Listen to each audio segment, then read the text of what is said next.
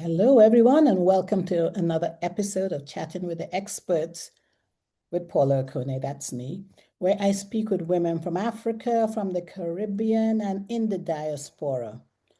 These women are experts, they are professionals, they are successful entrepreneurs, and they share a mission, which is my mission.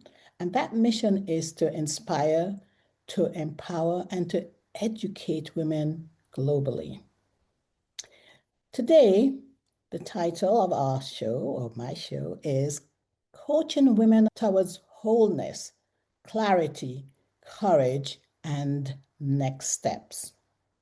And in this inspiring conversation, certified life coach Bemene Piaro shares how her coaching practice supports women of color in reconnecting with their courage, with their agency and freedom. And she does this with or through visioning workshops and also one-on-one support. Bemene is a certified life coach and the founder of the Wholeness Center. She was born in Nigeria, raised in the United States, and has traveled to more than 20 countries, which has deepened her understanding of diverse cultures and perspectives. She also holds a master's degree in public health and certifications from the International Coach Academy and the International Coaching Federation. If you have been watching or listening to my show, you'll hear me always say that my guests have such impressive bios. So I can never speak enough or read out all of their bios. So what I'm going to do is invite her now to join me, and so she can talk a little bit more about herself before we dive into the show. So welcome to Chatting with the Experts, Bemene.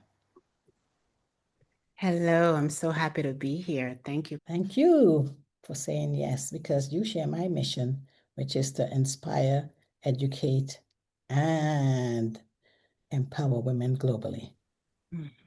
Yes, So I read a bit of your bio, but I know I didn't cover everything. Is there anything else that you'd like people to know about you? I actually think you did a wonderful job. Well, thank you so much. Thank you. I always say, wow, these bios are so impressive. So we're going to be talking about how to coach women towards wholeness, clarity, courage, and next steps. Mhm. Tell me, first and foremost, why did you choose women of color? Any reason? Yeah, that's a great question. I chose women of color because I am a woman of color, and I do think there is a power in shared identity and similar experiences in creating a space before you even have that first conversation. At least there's a hope there of maybe some understanding, some safety, and some empathy that may very well exist when there's not shared identity, but you have to figure that out. Whereas in sometimes when you see someone with shared identity, you feel more encouraged, more hopeful. So I lean into that to provide my clients a sense of empathy and safety. Love that. I love that.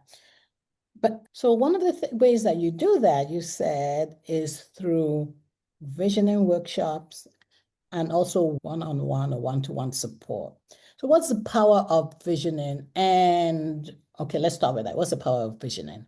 Yeah, thank you. So, visioning, what I love the most about it is that it gives us the opportunity to kind of suspend disbelief temporarily, at least, so that we can imagine, envision the reality we would really like. I think sometimes we can be so limited by what we think our circumstances are or what they may very well be, what we already currently believe about ourselves, what we've been told, and we can forget what really matters to us, what we really want, and kind of lose the connection to like dreams and hopes. And so, what I like about visioning and the process I take people through is like we spend time just kind of reconnecting with ourselves, getting grounded, inviting ourselves into a space of possibilities. And Mhm. then we're just like, hey, You know what? No one is denying your reality. No one is denying all the limitations that may be in place. But for now, let's just think about what you would like. Let's just think about what would be possible if all those things weren't there. And Just that's what think I of love. what you would like and what is possible if those things weren't there. Yeah. So is there a difference between visioning and reflective coaching? It's a good question. So visioning is, well, they're both processes, but visioning workshops specifically is a process. When I think about reflective coaching, I think of all coaching really as reflective. Mm. I see coaching as a space where someone is helping you to hold up a mirror to yourself in a good way, right? To hold up a mirror to what your values are, what your deep down desires are. And so that you can look and say, do I like how that look? Or no, that's not really what I thought I looked like. Let's change that. But like you can make those adjustments based on what it looks like to you and whether or not you like it. So we're asking you like whatever you bring up, whatever your challenge is, well, what is important about that to you? You know, what values of yours are being impacted? What frame of reference are you looking at that through, right? So it's just helping you to really think about the you beneath the situation or the circumstances or whatever it is in a way that we can sometimes not do because we're so going, going, going all the time. So it's a space to really reconnect with who you are. So both offer that. Coaching, I think, does that in general. Visioning is really more specifically about setting your future. It's more about like envisioning the future, what you want in the future. It may lead to goal setting and action items, but first getting at it from like kind of bigger, broader picture of what you want your future to be, what you want your life to look like. I like that. I do indeed. So I know you also off camera some time back, we talked about why coaching is a transformational space and not necessarily a motivational one. Let's dig deeper into that. You Mm. believe it transforms you as opposed to motivates you. But a few minutes ago, when we talked about, when visioning, where we are looking to the future and picturing what that would be like, isn't that motivation or not necessarily? Absolutely, it is. I would say that coaching is transformational, not only motivational. So, Mhm. one way to think about it is motivation. Oftentimes, the way people deal with motivation is how do I force myself to do that thing that I think I should do or have to do, or just get it done, or just get to the next step. Whereas in coaching, it's really about helping you to understand you, helping you to understand why, helping you to understand what is getting in your way. So, if I here to motivate you or here to be a consultant to you, and you're like, oh, I can't do this, I might be like, okay, let's figure out how we make you essentially do it, right? Like, can we come up with your to-do list? Let's put the calendar invites in place. Like, what are the tools? And this is good to help you do it. But if I'm offering you transformational coaching, you might realize that, oh, I actually didn't want to do that to begin with, right? So and so told me I needed to do that. And now I'm over here trying to make myself do that, but I don't want to do it. My body's telling me, my energy is telling me it's hard to sit here and make myself do it. I'm not excited about doing it. And so it's like, well, what are you excited about doing? What do you want to do? And so when you're like, know what you're excited about it, know what you want to do, then it might be easier to do it, right? So it's like, okay, well, so when do you want to do that? What would help you do that? And letting you come up with those answers from within yourself rather than me externally trying to get you to do anything or trying to get you to a quick fix. It's also transformation. I think really one of the key reasons it's transformational is because it's coming from within you. Mhm. And so you are more likely to do it. You're more likely to change what you need to change to get to where you want to get to, where you need to get to. And it also allows for it takes time. It's a process, it's a journey. It's not about the immediate, right? There may be some immediate results, but then a challenge may come up again, but now you're in a journey and you understand that.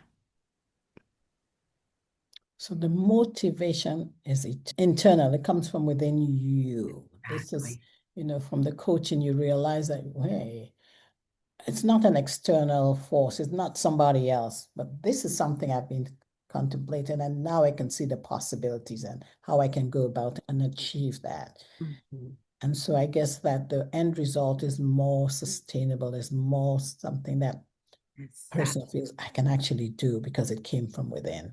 Exactly. And you remove guilt, I think, too, right? Like when it's like, I just have to get it done, then you're beating yourself up if you didn't get it done. You're feeling guilty and you're driven by more so negative emotions versus when you allow yourself to really be with the emotions and understand what they're trying to tell you. Well, maybe it really is, maybe I do want to do this. I'm the one who want to do this, but I'm tired. Well, Mhm. okay, what do I need now? Right? Like maybe I need to rest and I will do this so much better and with so much more ease after that. Or maybe I need to understand, well, how am I getting tired? What am I choosing at the times when I'm most energized? Right? Like so much comes out of just giving yourself that space to be with the emotions, to be with again what's coming up for you rather than just trying to force your way through it. I can see, yes, to do what's coming up for you. There's clarity in that, understanding yourself, understanding what motivates you, understanding why you want to do what you want to do, and then going for it. Exactly. And I like the part you said, and there's no guilt because it's not, you don't feel like you're disappointing somebody because it's not external, it's internal. Mhm. Yeah, exactly. Yeah.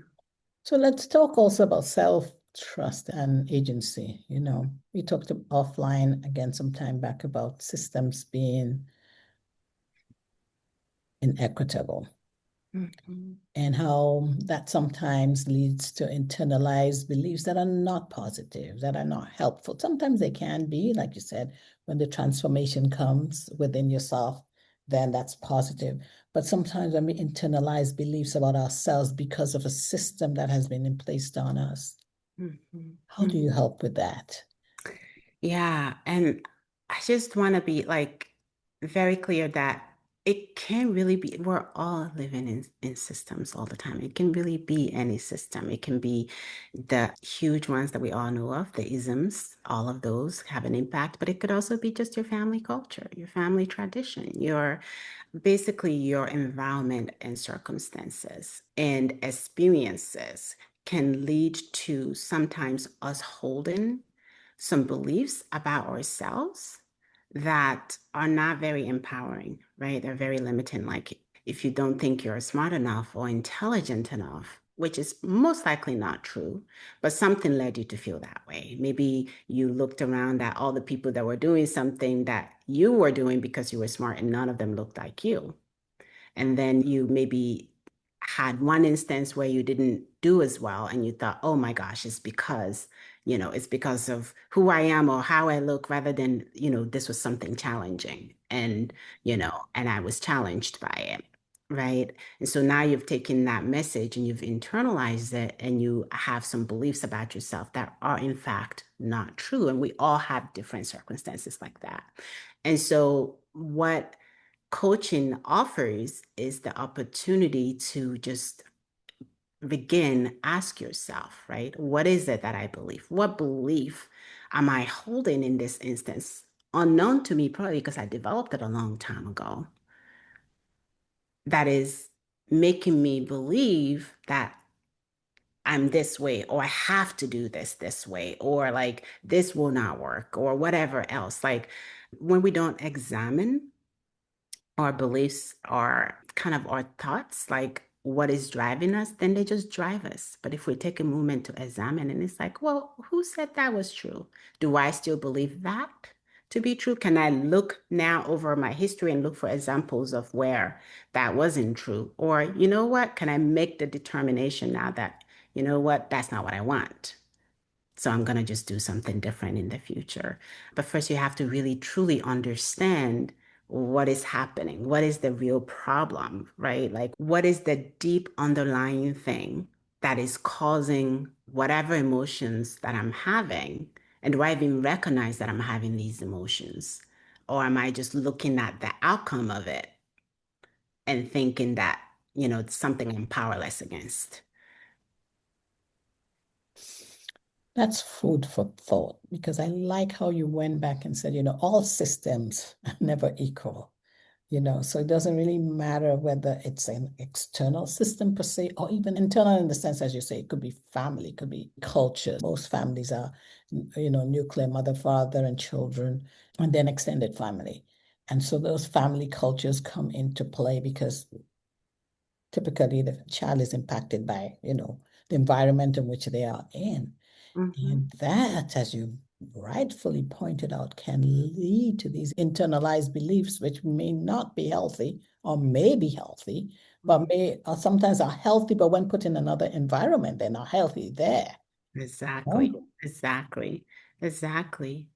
And what you maybe even believe is true about like whatever category you belong in, right? Like what you think, oh, Nigerians do this, or whatever else. Well, that could have come from a lot of different places, right? Maybe it came from media, or maybe it really came from somebody said that to you who is well-meaning, right? But what if that's not what you want to do, right?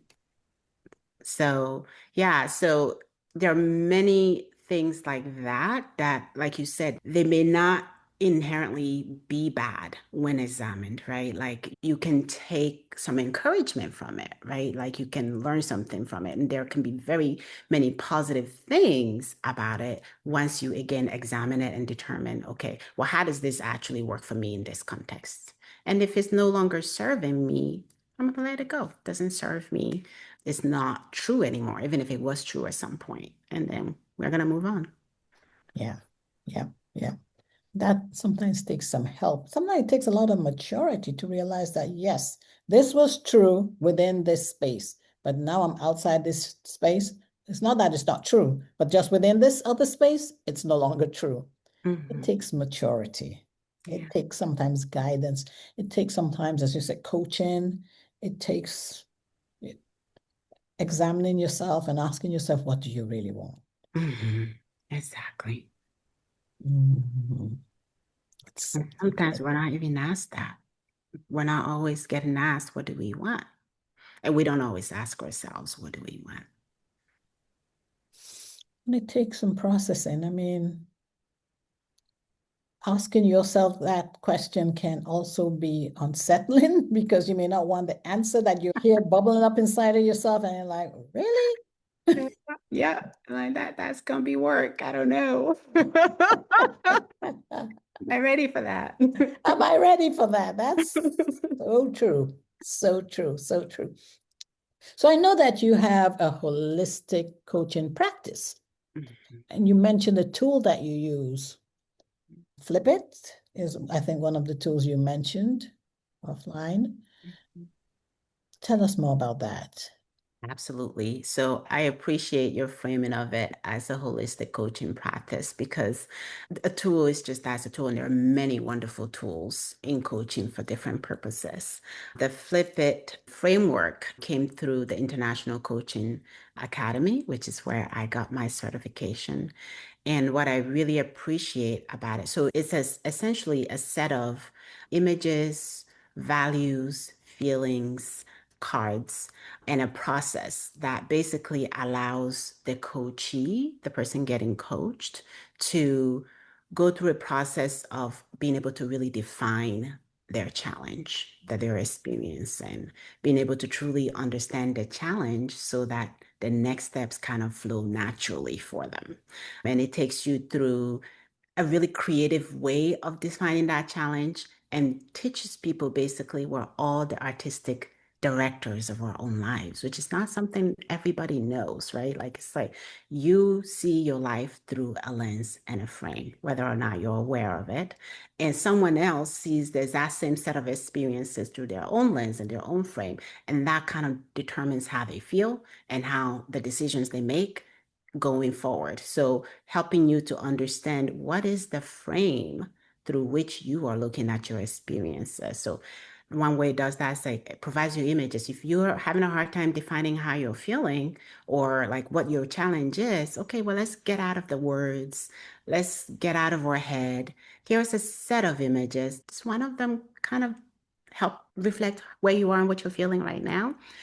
And if not, what image comes to mind for you for, whatever this challenge is, how you're feeling? And that kind of gets people out of their own head and just kind of more connected again with the creativity. Like it's a little bit externalizing.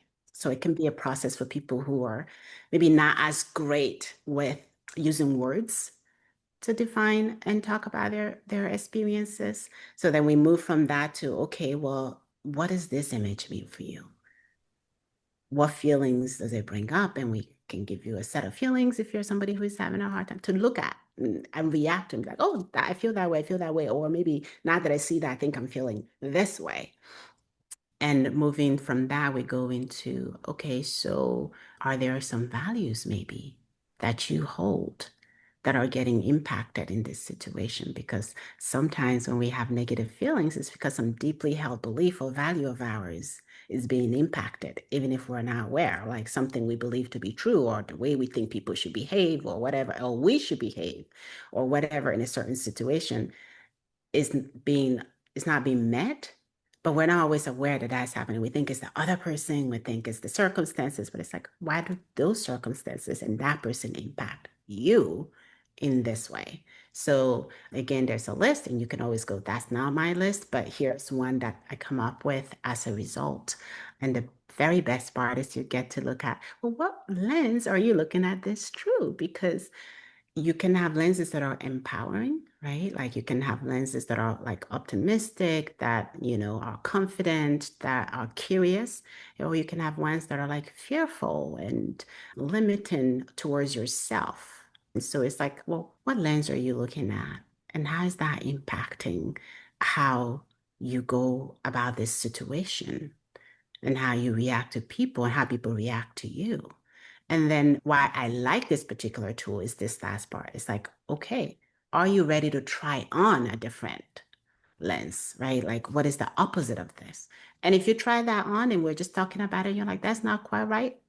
Let's try in another lens. Like, this is a safe space where you could imagine what is a different way that I could be other than the way that I'm being now, and find one that excites you, and you just get to try it on. It's like a playful way of being about making the shift and the change that you need. Awesome. That's neat. That's really very holistic because you started out by saying it can be very helpful to people who find it very hard to express themselves verbally for whatever reason. It could, I mean, for whatever reason. Yeah. And it gives them a chance to try on, I'll look at things. I almost said try on because I was thinking about that, like trying on different hats or looking at it through different, as you say, lenses and understand that, okay, you may be looking at it in this lens, a fearful lens, but if you consider it in, more cheerful or, gleeful or playful, Mhm. hmm, look at it, I like that. I Mhm. like that. And it's not limited to, well, to a certain age group of people. I mean, I Mhm. assume it's probably for adults, or can you have a 5-year-old? Because I'm just thinking like even just Mm. developmentally, a 5-year-old may not be able to express Yeah. themselves. Yeah, in the same way. And I will full disclosure, I've never coached a 5-year-old in a formal coaching setting. So I have no clue. Oh my gosh. I imagine possibly the image side, right? Or the opportunity to draw or create something that represents how they're feeling could be good, right? So to I could see it being very helpful because they don't have to express it in words. They can draw it, or they can say this image one. They say, well, what does this image mean to you? Or, what where do you feel it, right? Like if they're like, well, it's like this. Okay, well, where does it hurt? Where do you feel that? So I could see it working, but I've never used it there. But it's not topic specific. It's not like you have to have this particular issue, and it's not